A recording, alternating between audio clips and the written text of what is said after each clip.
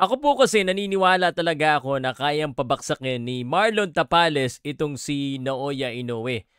Alam ko naman na dihado po ang ating pambato at katunayan nga ito no, yung odds maker, grabe no. Minus 1,000 itong si Naoya Inoue at plus 600 itong si Marlon Tapales, nakasulat pa diyan no. If you fancy a massive upset. Pero sa akin pong palagay, may pag-asa po ang Pilipino.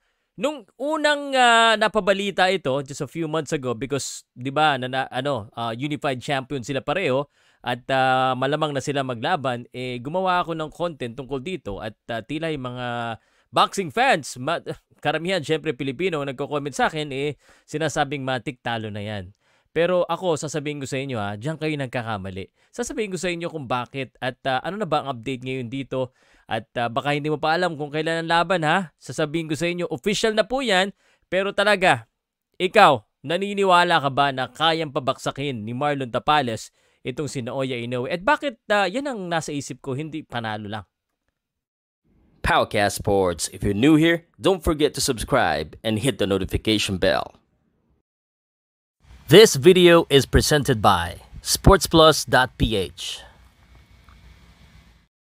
Okay, so ito na nga no, at ito na yung mga balita. Sabi nga nito, papaalala ko lang to Marlon Tapales not intimidated by Murodjon Akhmadjaleb. I'm ready to be a champion. Ito yung bago kay Murodjon Akhmadjaleb. I'm showing this because yung laban din niya kay Akhmadjaleb ay dihado siya. Of course, I understand na iba si Naoya Inoue. At syempre, hindi naman ako nagpapakabias dito dahil kapwa Pilipino tayo. Pero ako po ay naniniwala talaga na may pag-asa po yung ating pambato na manalo dito. No? At sabi pa nga niya dito, no? Tapales to Inoue, I'll be your biggest nightmare. Sinulat po yan sa businessmirror.com.ph at hindi po ako nagdududa na kaya talagang bangungutin itong si Naoya Inoue the Monster. Explain ko lang kung bakit. Lahat kasi ng nakalaban ni Naoya Inoue,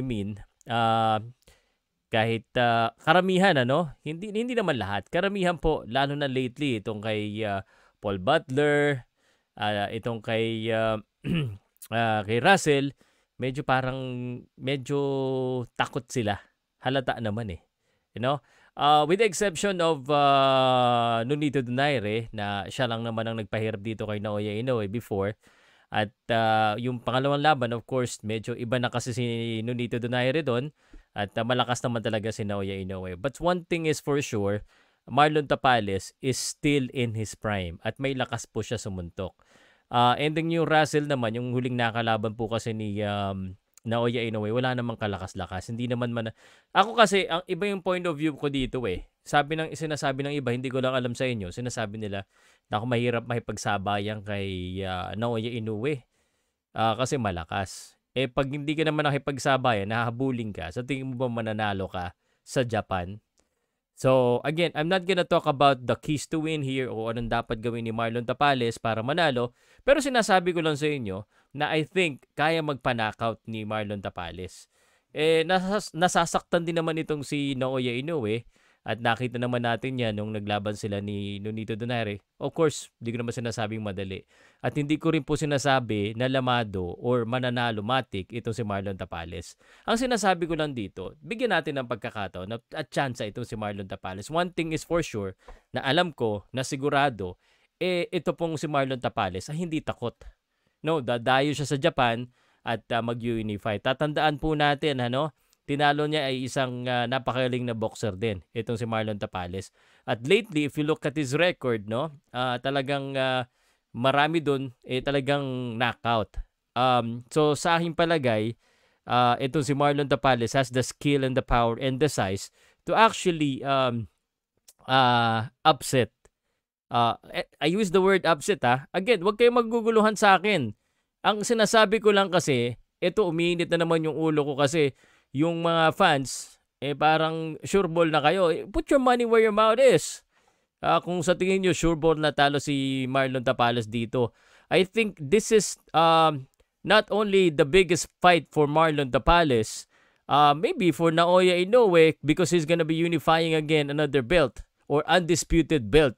So napakalaking bagay nito at saka syempre, alam mo, alam ko prime pa rin si Naoya Inoue.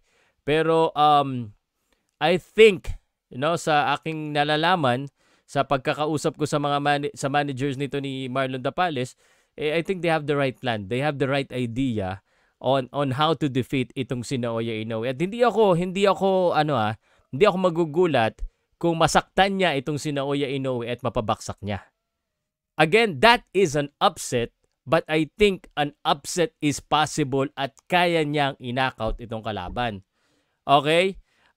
But ideally, of course, kung ikaw ay sure, gusto mo ng medyo lamang ka, syempre, sasabihin mo na Naoya Inoue lamang. Siya naman talaga eh. Kaya nga sabi ko, wala namang hindi nakakalamang kay Naoya Inoue sa 118 and 122. Baka sa 126, lamado pa yan eh. But Marlon Tapales used the hate. Marami dito sa comment section, sa lahat ng mga poster, wala nang pag-asa yan. Minsan mga kapwa Pilipino pa yan eh.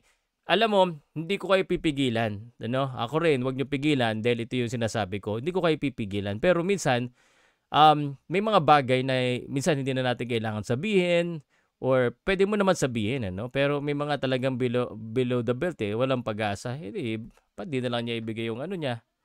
Well, yan ang sinasabi ko sa inyo, this is a great opportunity for Marlon Tapales to make history. And fighting Naoya Inoue is already history made. Lalo pa kaya pag pinanalo niya.